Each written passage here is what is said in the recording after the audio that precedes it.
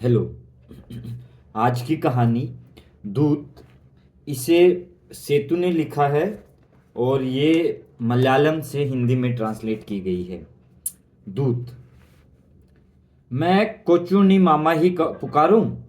हाँ, बहुत से लोग यूं पुकारते हैं। मुझे पहचाना नहीं होगा। जरूरी नहीं, आए दिन वैसे किसी को पहचानने की कोशिश नहीं करता। ऐसी जानकारी प्राप्त करने की जरूरत नहीं जो जरूरी ना हो। फिर भी फिर कुछ नहीं।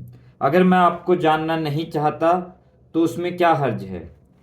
वो ठीक नहीं कोचुनी मामा। मेरे लिए ऐसा हो तो मैं अच्युतन के यहाँ से आ रहा हूँ। ये बात है, बहुत अच्छा। भयंकर गर्मी, बच्चों का वेकेशन, छुट्टियाँ, सोचा कि छुट्टी लेकर आऊँ। फिर पहले दर्जे का किराया कंपनी वाले देंगे ही। अच्छा, बहुत खूब। अगर किराया मिले तो कहीं भी जा सकते हैं। अच्युतन ने खास तौर से कहा था, छुट्टियों के बाद लौटने के पहले कोचुन्नी मामा से जरूर मिल लेना। वाह, क्यों साहबजादे को ऐसा लगा? कुछ खास नहीं, जो भी हो एक खून है न। बात जानने की उतावली होगी न। खूब कहा। अच्युतन का खून देखा होगा, और अब आपको मेरा खून देखना हो तो उंगली काटनी ही पड़ेगी। कुछ मधुमेह का कष्ट है, इसलिए कांटे को चंगा होने में भी मुश्किल। मेरा यह मतलब नहीं। आपका मतलब जो भी हो, जब एक ही खून की दुहाई देते हो तो सावधान होना पड़ता है। अब तो सब मशीनों का खेल है।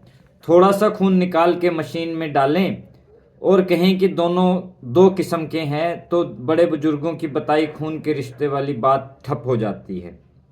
जो भी हो, अच्युतन कोचुन्नी मामा का ही बेटा ठहरेगा।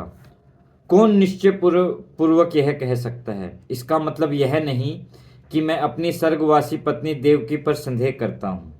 वो तो इतनी भोली भाली थी कि अच्युतन ने मुझे सब बातें बताई हैं। उसका सबसे नज़दीकी दोस्त मैं ही हूँ। अलावा इसके, वह वहाँ के मलयाली समाज का अध्यक्ष है और मैं सचिव। ओह, बहुत अच्छा। तो अच्युतनन अध्यक्ष भी बन सकता है न? हाय, खूब। और अगर कभी वह भारत का राष्ट्रपति बने तो आप ही उसके सचिव बनिएगा। मुझे 5:30 की गाड़ी से लौटना है, तो ठीक 55 मिनट बाकी हैं। स्टेशन पैदल जाने के बाद मिनट काटकर 45 ही सही। जी हाँ, थोड़ी जल्दी है। उसी बीच अच्युतन बहुत सी बातें। ओह, ऐसी बात है तो फिर एक दूत ही। जी, यह बात नहीं। अच्छा, आप कहाँ के रहने वाले हैं?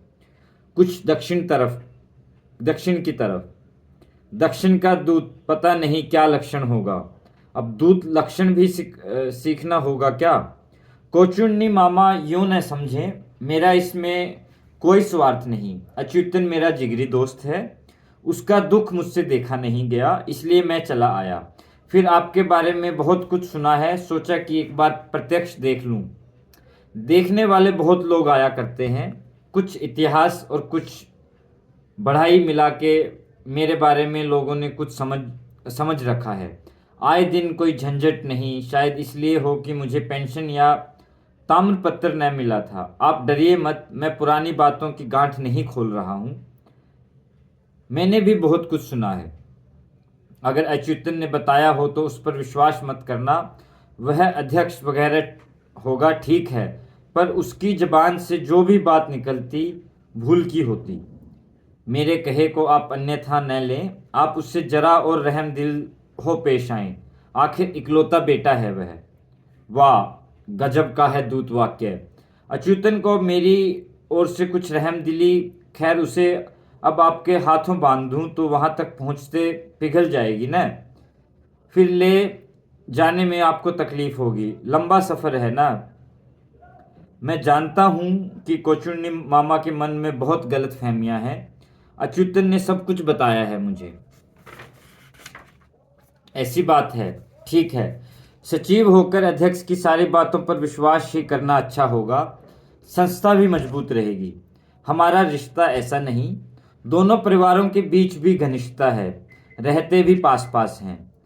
पास पास रहने के बावजूद अब भी घनिष्ठ रहते हैं, यह बड़ी उपलब्धि है। जरूर आप कोई महापुरुष ही होंगे। समय कम है।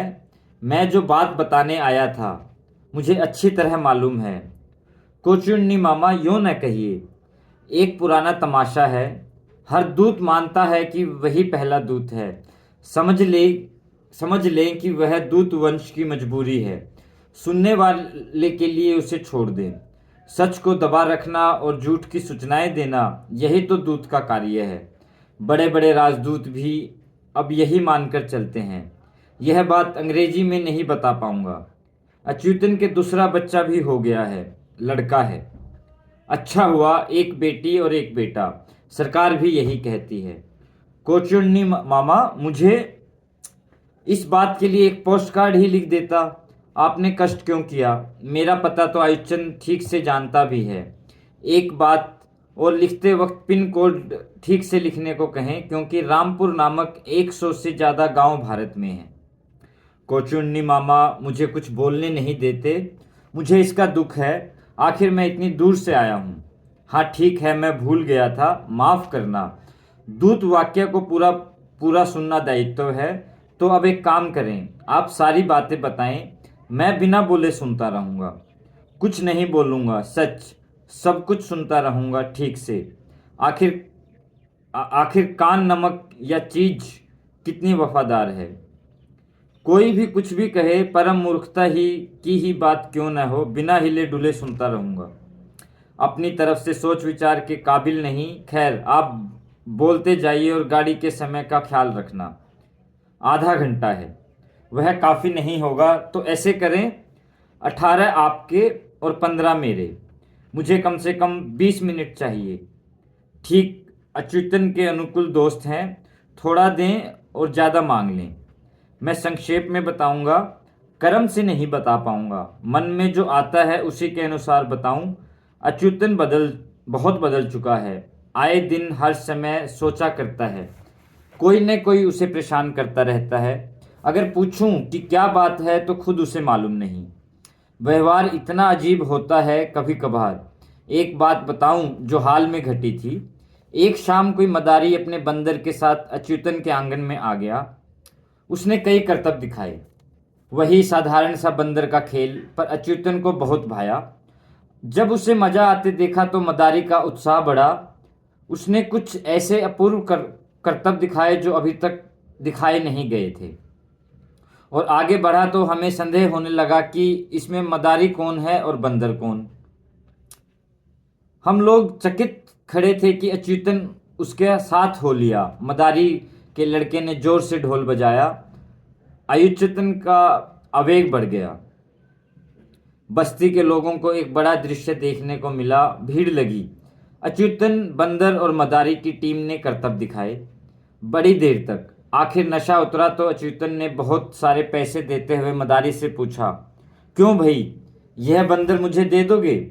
मदारी ने पूछा, मारने या पालने के लिए?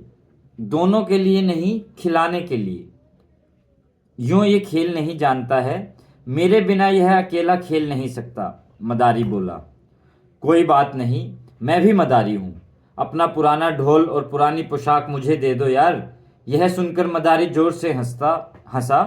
हंसते हंसते उसका मुंह लाल हो गया। वो आपकी आकांक्षा है साहब। मदारी बन के देश घूमना हो तो खुशकिस्मत होना चाहिए।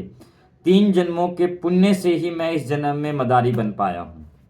अच्युतन मदारी बन के देश घूमे। हाय, मैं यह क्या सुन रहा हूँ। खैर, आपका समय बीता जा रहा है। एक बात और है, मैं जल्दी बता दूं। अच्युतन ने यह कहने का मौका नहीं दिया था, फिर भी लगता है कि यह भी बता दूं कि काम प्राय पूरा हो जाएगा। आप भी बातों का क्रम पकड़ सकेंगे। हाँ, बता दीजिए। मज़ेदार होता जा रहा है दूत वाक्य। हमारे अहाते के पास फैक्ट्री के कुछ नए मकानों का निर्माण कार्य शुरू हो गया था। मजदूरों ने मिट्टी खोदी तो एक छोटी मूर्ति मिल गई। लोहे की कोई पुरानी मूर्ति, देवी की। खबर पाकर अच्युतन दौड़ा आया। ओवरसियर से उसे ले लिया। उसे पुरानी चीज़ों का मोह है ही। उसे साफ करके पोंछकर चमकाया और ड्राइंग रूम में शोकेस में रख दिया। तभी मैंने जाना था। तब तक 2-3 दिन बीत गए होंगे। मुझे पहली नज़र में ही लगा कि इस मूर्ति में कुछ कमी है। देवी की दो आंखों में एक टपक गई थी, दूसरी आंख ने कभी हजारों आंखों की चमक, कभी वह छपछपाती दिखती मानो जिंदा हो। कुछ एक रातों में मैं और अच्युतन मिलकर थोड़ा पिया करते थे। उस वक्त उस मूर्ति को देखने से मुझे डर लगता लगता उस आंख में से कुछ जल रहा है, एक खास प्रकार की आग। अच्युतन भी बताता कि बात सही है। सचमुच वह बिल्कुल घबरा गया था। कोई पुरानी उग्र मूर्ति है, बिना सोचे विचारे उसे घर ले आया। वह एक खतरा हो गया। अपवित्र स्थान पर रखना भी मुसीबत है। एक बात मैंने देखी थी, जब से मूर्ति वहां प्रतिष्ठित हुई तब से अच्युतन एकदम बदल गया था। कोई अजीब सोच विचार, चेहरा मानो प्रेत बाधा से ग्रस्त हो। न खाना न नींद, कंपनी जाता नहीं, हर वक्त आंखों में कोई अनजाना डर। सूख कर कांटा हो गया, मानो कुर्बानी के लिए रखा गया हो। उसकी बीवी रोती ही रहती। मुझे तो डर हुआ। आखिर मैंने फैसला किया, जो हो, अब इस मूर्ति को घर पर रखा नहीं जा सकता, कहीं ले जाकर छोड़ेंगे, उसकी जगह यह नहीं। यूं एक रात हम उस मूर्ति को लेकर बाहर आए। काली रात थी। मुझे मालूम था अहाते के सुदूर कोने में एक अंधा कुआं था। काली रात थी और मुझे मालूम था अहाते के सुदूर कोने में एक अंधा कुआं था। हम धीरे धीरे चले। अच्युतन की सांसों की आवाज मैं सुन सकता था। उस काले अंधेरे में मूर्ति की एक आंख और तब भी खूब चमक रही थी। अच्युतन की उंगलियां कांप रही थी। वह कुछ फुसफुसा रहा था जिसे मैंने देखा। वह मूर्ति को यूं लिए जा रहा था मानो वह हाथ से फिसल जाएगी, मानो वह कोई जिंदा जानवर हो।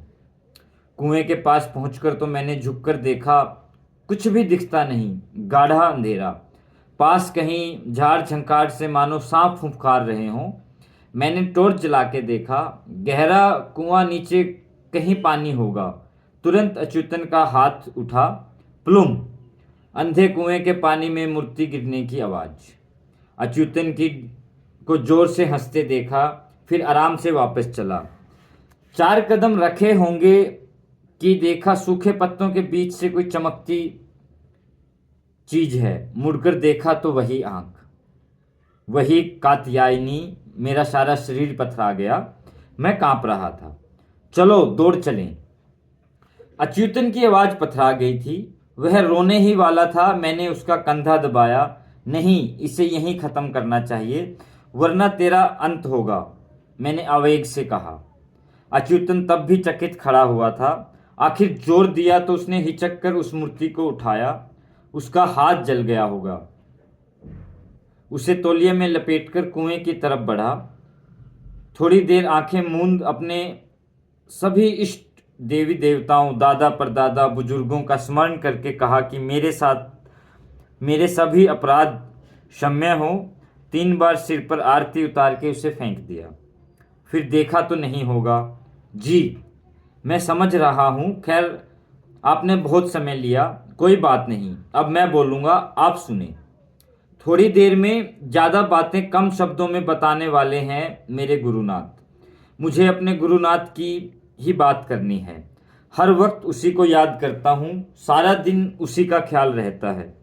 शायद बूढ़ा होने की वजह से हो। डरना मत। दुर्देवता या दुर्मूर्ति तो नहीं।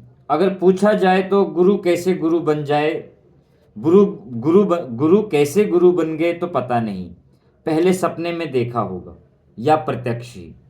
शायद वे मुझे खोजते हुए आए होंगे। जो भी हो, उस चेहरे का तेज बताया नहीं जा सकता।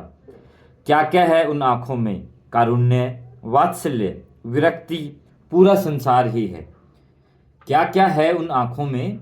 कारुण्य, वात्सल्य, विरक्ति, पूरा संसार ही है। सिवाय इसके कि सीधे उन चरणों पर पड़े, हम और क्या कर सकते हैं? मेरे बारे में सब कुछ जानते हैं। कुछ पूछना नहीं, सब बता देंगे। कोचुन्नी, थोड़ी देर अकेले बैठो, आंखें मूंदे मनन करो। मैं इधर हूँगा ही, कभी बताएंगे। कोचुन्नी ने बहुत देर कर दी। कुछ पहले कर सकता था। कितना समय गंवाया। उन चरणों में मुख दबाए लेटा तो इतना ही सुना था, तुम खुद जानते हो कि घर से निकलने को हिचकते हो, पर निकलने और आगे बढ़ने के लिए रखा ही क्या है, सब कुछ हमारे अंदर ही है न। पहचानने एवं समझने की देरी ही मुख्य बात है। कुछ लोग पहले ही कर लेते हैं, दूसरों को समय लगेगा, और कुछ लोग 3 जन्मों के बाद भी समझ नहीं पाएंगे। मैं कुछ समझ नहीं पा रहा हूँ कोचुन्नी मामा। हम जाएं, गुरु ने कहा। मैं भी जानता था कि अब संदेह नहीं करना है, फिर भी कुछ अनावश्यक रिश्ते नाते पड़े हैं नाचीज। सब सिर्फ धागे हैं। कुछ तो अपने होने का भाव, नारियल के फल के अंदर का पानी सूख जाए तभी वह मजबूत होता है। जब कहा गया कि अभी समय नहीं आया होगा तो गुरुनाथ हंस दिए। हर पड़ाव के बारे में हमारे पूर्वजों ने कह रखा है कोचुन्नी, गुरु ने कहा। यह बात नहीं, बात अंदर से पहचानने की है। हृदय से 101 नाड़ियां निकलती हैं, इनमें से एक सीधे सिर की तरफ जाती है।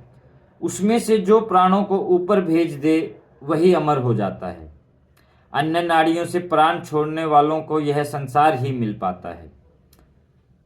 हृदय से 101 नाड़ियां निकलती हैं, उनमें से एक सीधे सिर की तरफ जाती है। उसमें से जो प्राणों को ऊपर भेज दे वही अमर हो जाता है। अन्य नाड़ियों से प्राण छोड़ने वालों को यह संसार ऐसे ही मिल पाता है। संसारियों को यह पड़ाव पार करना बहुत मुश्किल होता है। मूंज की घास से बीज का डंठल जैसे धान से निकाला जाता है, अंदर के छोटे से पुरुष को साहसपूर्वक शरीर से निकालना चाहिए, गुरुनाथ ने कहा। यानी मुझे कहने को तो बहुत कुछ है, आप शायद बोर हो जाते हैं, है न? मुझे जाना है, यही न? आपको देर होती है, फिर राहत यही है कि ये गाड़ियां ठीक समय पर आती नहीं। कोई बात नहीं, पैदल जाने के बजाय मैं दौड़ूंगा। पर आखिर में मुझे कोचुन्नी मामा ने एक वचन मिलना चाहिए। कुछ नहीं तो मैंने यहाँ तक आने का कष्ट तो किया है। अच्युतन को देने के लिए मुझे कुछ न कुछ आश्वासन चाहिए। क्या आपको लगता है कि मैं दूत को धोखा देने की कोशिश कर रहा था? जी नहीं, कभी नहीं। फिर अब आपको चाहिए क्या? दूत के लिए शिष्टाचार के परे मैं आपको क्या दूं? सिर्फ एक ही वर, एक छोटी सी अनुमति। अच्युतन यहाँ आना चाहता है, कोचुन्नी मामा को देखना चाहता है। देखने पर मामा जी उसे पहचाने।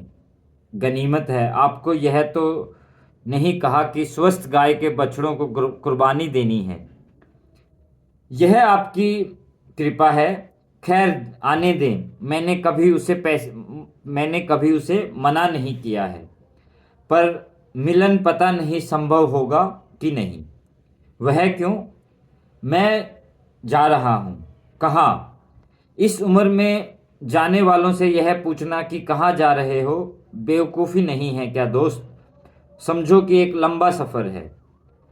तब अच्युतन से कहें कि जा रहा हूँ, वह आ रहा है तो कहें कि मैं जा रहा हूँ। एक बार देखना चाहे तो तब भी कहें कि मैं जा रहा हूँ। इसका अनुवाद BD कृष्णन ने किया है। Thank you so much.